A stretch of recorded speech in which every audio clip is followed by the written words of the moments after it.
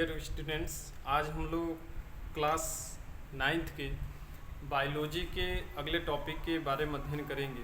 देखिए, बायोलॉजी में इससे पहले हम लोग सेल मेम्ब्रेन के बारे में अध्ययन कर चुके हैं, कोशिका कला या कोशिका झिल्ली के बारे में अध्ययन कर चुके हैं। कोशिका कला क्या है, उसकी संरचना कैसी होती है, इसके बारे में हम लोग जान चुके हैं। अगला जो टॉपिक है, अगला जो है कोशिका कला अभिगमन है, या इसको कहते हैं सेल मेम्ब्रेन ट्रांसपोर्ट। देखेंगे कि जो प्लांट कोशिका है, ये कोशिका है,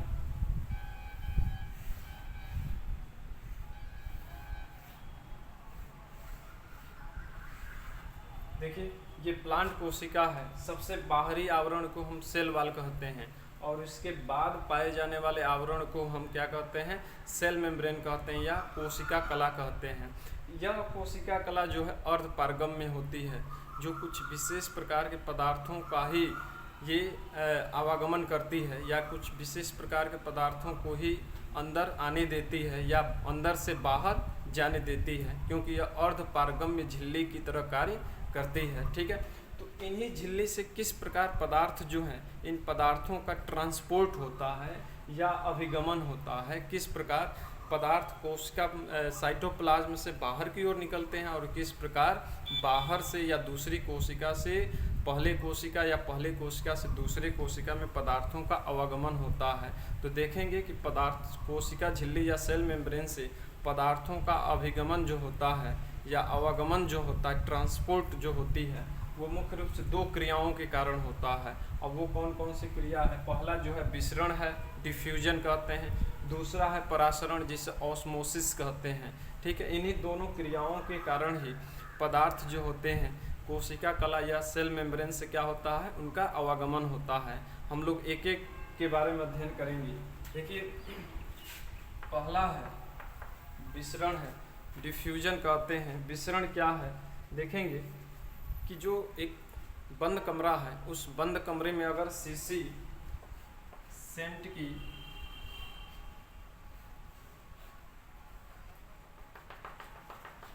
बंद कमरा है और उस बंद कमरे में अगर सेंट की शीशी खोल दिया जाए या इत्र की शीशी खोल दिया जाए, तो क्या होगा, धीरे धीरे इसमें से इत्र के जो अणु होते हैं वो धीरे धीरे बाहर निकलेंगे और इन्वायरमेंट में मिलते जाएंगे।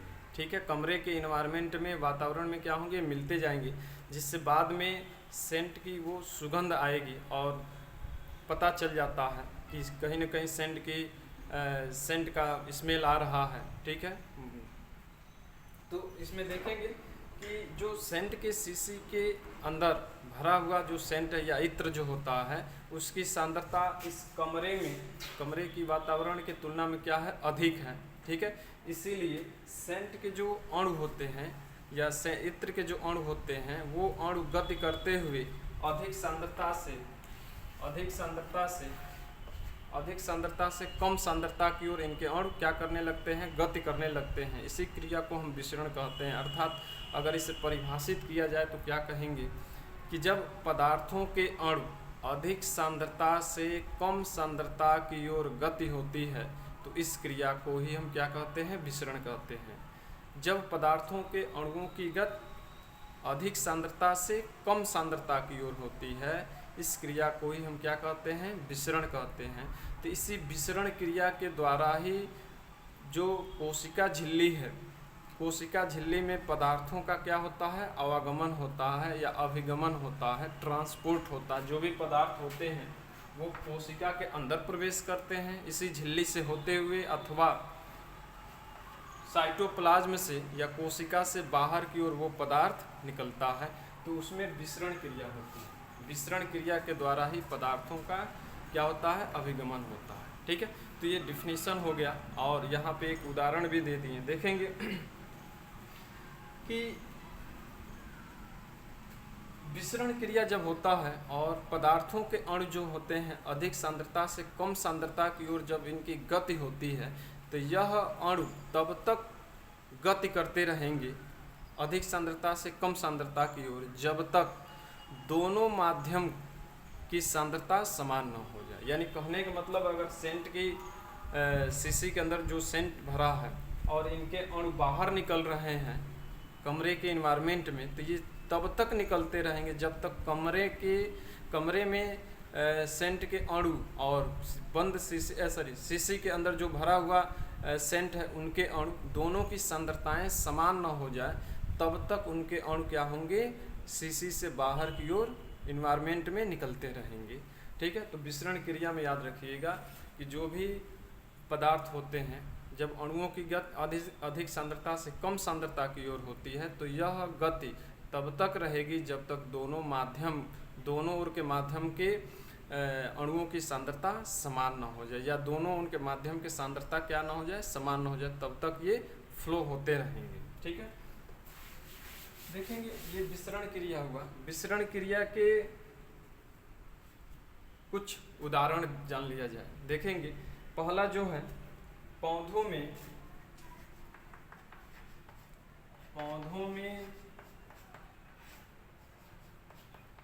जड़ों द्वारा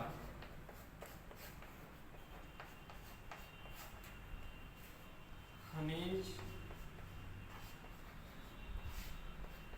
लवणों का अवशोषण।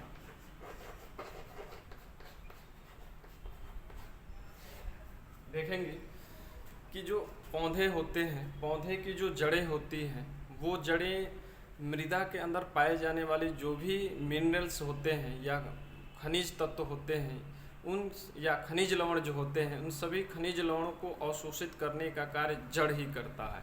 और जड़ जो अवशोषित करता है उसमें यह विसरण क्रिया होती है। इसी विसरण क्रिया के कारण ही जो जड़ें होती हैं मृदा में पाए जाने वाले खनिज तत्वों को आसानी से क्या करते हैं, अवशोषित कर लेते हैं। तो ये पहला उदाहरण हुआ। दूसरा उदाहरण इसमें देखेंगे, दूसरा है कि जो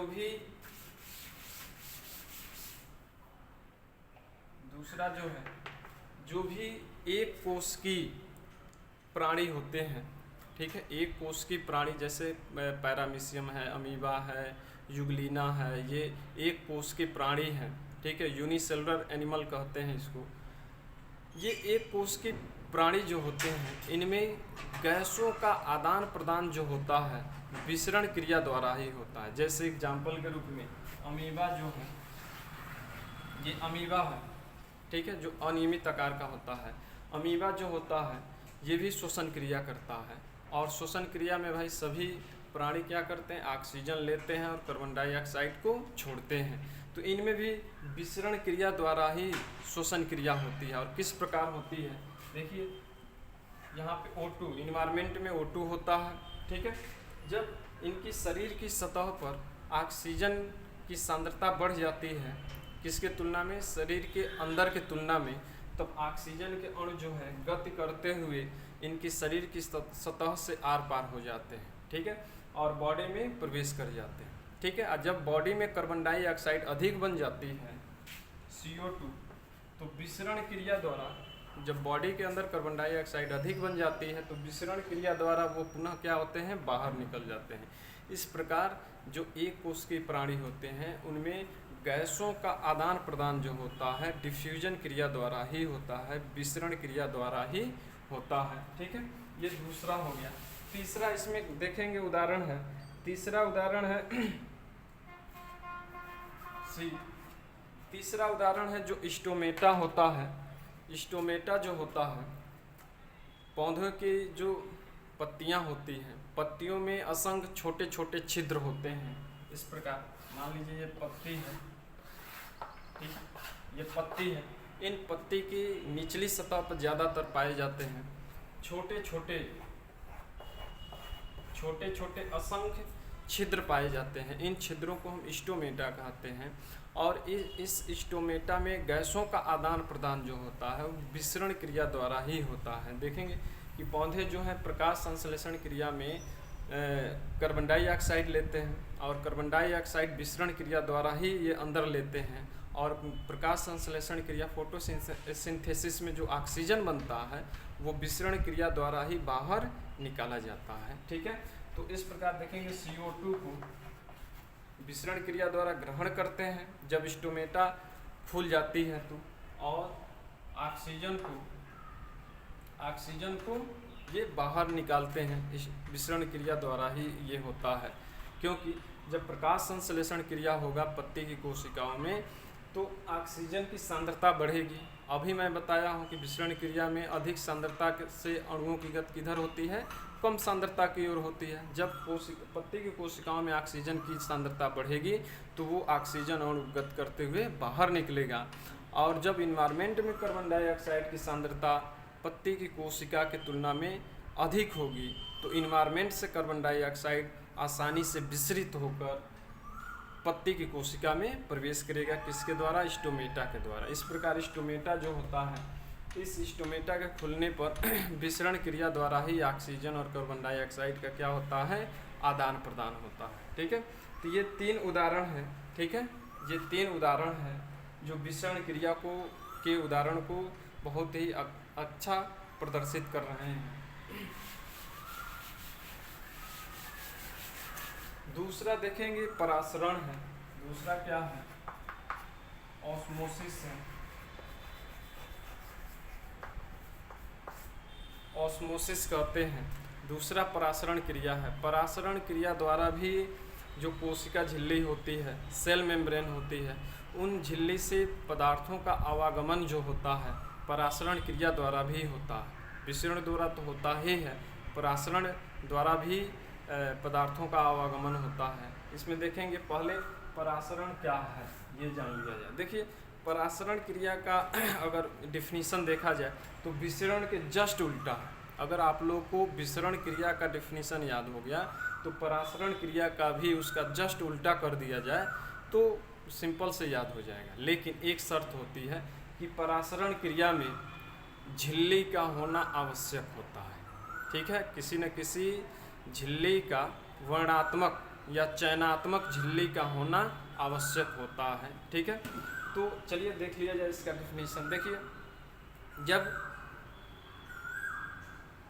कोई पदार्थ किसी वर्णात्मक या चयनात्मक झिल्ली से उनके अणु कम सांद्रता से अधिक सांद्रता की ओर गति करते हैं तो इस क्रिया को ही हम क्या कहते हैं, परासरण कहते हैं। जब कोई पदार्थ कम सांद्रता से अधिक सांद्रता की ओर गति करता है, किसके द्वारा, चयनात्मक अथवा वर्णात्मक झिल्ली के द्वारा। ठीक है, तो इस क्रिया को ही हम क्या कहते हैं, परासरण कहते हैं। अभी मैं बताया हूँ कि विसरण क्रिया का जस्ट परासरण क्रिया जो है विपरीत होता है। ठीक है, लेकिन इसमें चयनात्मक झिल्ली का होना आवश्यक होता है या वर्णात्मक झिल्ली का होना आवश्यक होता है। जैसे एग्जाम्पल के रूप में मान लिया जाए ये कोशिका झिल्ली है, सेल मेम्ब्रेन है, और सेल मेम्ब्रेन वर्णात्मक झिल्ली की तरह कार्य करती ही है, क्योंकि यह सभी पदार्थों को आने नहीं देती है। कुछ विशेष पदार्थ के ही पदार्थ को वो सेलेक्ट करती है, चयन करती है और उसी के आधार पर उसको अंदर की ओर प्रवेश करने देती है या अंदर से बाहर की ओर जाने देती है। तो देखेंगे कि अगर मान लिया जाए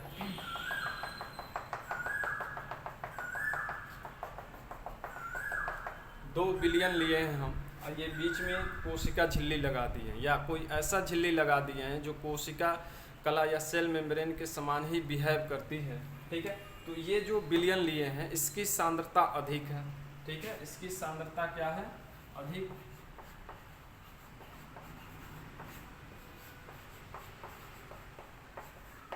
ठीक है, इसकी जो कंसंट्रेशन है या सांद्रता जो है अधिक है इस बिलियन का। इधर जो हम बिलियन लिए हैं इसका कम सांद्रता, इसकी कम सांद्रता है। तो देखेंगे कि अभी मैं बताया हूँ कि परासरण क्रिया में जो भी अणु होते हैं वो कम सांद्रता से अधिक सांद्रता की ओर गति करते हैं। ठीक है, तो ये क्या करेंगे, इनके अणु क्या करेंगे, जो कम सांद्रता के अणु वाले पदार्थ होते हैं इनके अणु अधिक सांद्रता की ओर फ्लो करने लगते हैं। ठीक है, और यह क्रिया तब तक चलती है जब तक जो अधिक सांद्रता वाला पदार्थ होता है उसकी सांद्रता कम सांद्रता के वाले पदार्थ के यानी दोनों पदार्थों की सांद्रताएं समान न हो जाए तब तक ये कम सांद्रता से अणुओं की गति अधिक सांद्रता की ओर होती रहेगी। जैसे एग्जाम्पल के रूप में हम लोग व्यवहारिक जीवन में भी ऐसा होते हुए देखते हैं। किशमिश जो होता है, किशमिश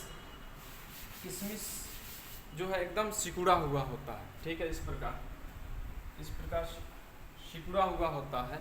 लेकिन उसे अगर पानी में रख दिया जाए और लगभग 4 से 5 घंटे तक छोड़ दिया जाए तो 4 से 5 घंटे के बाद क्या होता है कि वो किशमिश एकदम फूल जाती है। वो किशमिश क्या होती है, एकदम फूल जाती है। ऐसा क्यों हुआ, तो देखेंगे कि जिस जल में हम डालते हैं किशमिश को, तो किशमिश के अंदर जो भी शर्करा होती है और उसकी सांद्रता अधिक होती है। और जल में डाले हैं तो जल की सांद्रता किशमिश के अंदर भरे हुए जो भी शर्करा है, ठीक है, या शुगर है, उसके तुलना में कम होती है। इसलिए जल के अणु जो होते हैं वो क्या करते हैं, जल के अणु किशमिश के अंदर प्रवेश कर जाते हैं, जिसके कारण किशमिश का आकार बड़ा हो जाता है या फूल जाता है। तो ऐसा परासरण क्रिया के द्वारा ही संभव है, ठीक है। तो ये परासरण क्रिया का ये उदाहरण है। अन्य भी उदाहरण है, ठीक है, जो परासरण क्रिया के उदाहरण को प्रदर्शित करते हैं। जैसे देखेंगे इसमें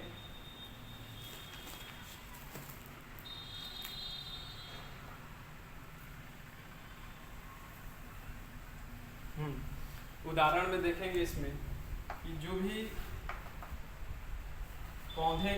भी पौधे के रूट हेयर होते हैं, मूल रूम जो होते हैं, वो जल अवशोषित करते हैं।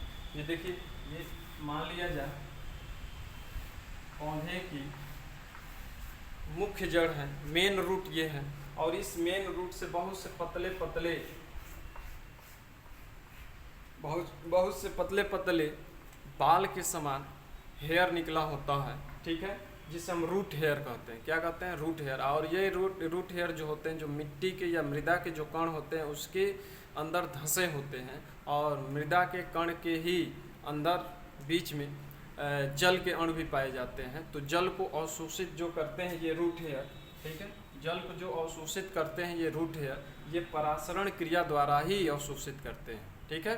तो ये एक उदाहरण हो गया।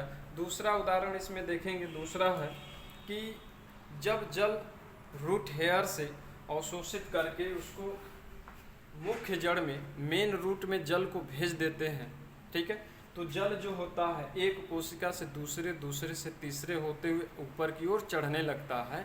तो उसमें भी क्या होता है, परासरण क्रिया होती है। देखेंगे किस तरह होता है, इसका भी एक फिगर बनाकर समझा दें।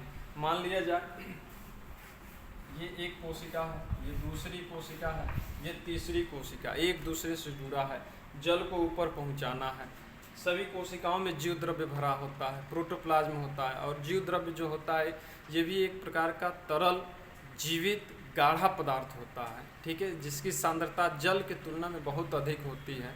अभी मैं बताया हूँ कि परासरण क्रिया में जो भी पदार्थ के अणु होते हैं वो कम सांद्रता से अधिक सांद्रता की ओर गत करते हैं। तो जल जब यहाँ पे आएगा, मान लीजिए जल यहाँ पे आ गया है, जल इस कोशिका में आ गया, इस सेल में आ गया है, अब इसको इसमें जाना है, तो इसके लिए क्या होगा, यहाँ पे जब जल आ जाएगा तो यहाँ की सांद्रता को कम कर देगा, इसके जीव द्रव्य की सांद्रता को क्या करेगा, कम कर देगा, किसके तुलना में, बगल वाली कोशिका के, जिनके कारण क्या होता है, जल के अणु फिर ऊपर की ओर परासरण क्रिया द्वारा ऊपर चढ़ने लगते हैं। जो ही इस कोशिका में आते हैं तो यहाँ पर भी सांद्रता जीव द्रव्य की कम कर देंगे, किसके तुलना में, ऊपर वाली कोशिका के। इस प्रकार फिर से सांद्रता जब ये कम हो जाएगा और ये अधिक है ऊपर वाली कोशिका, तो तुरंत जल क्या होगा, गति करते हुए, जल के अणु गति करते हुए ऊपर वाली कोशिका में चली जाएंगी। इस प्रकार ये कोशिका से दूसरे से तीसरे से चौथे, इस प्रकार कोशिकाओं में जल का आसानी से ट्रांसपोर्ट होता है, ठीक है। तो ये परासरण क्रिया द्वारा ही ऐसा संभव है,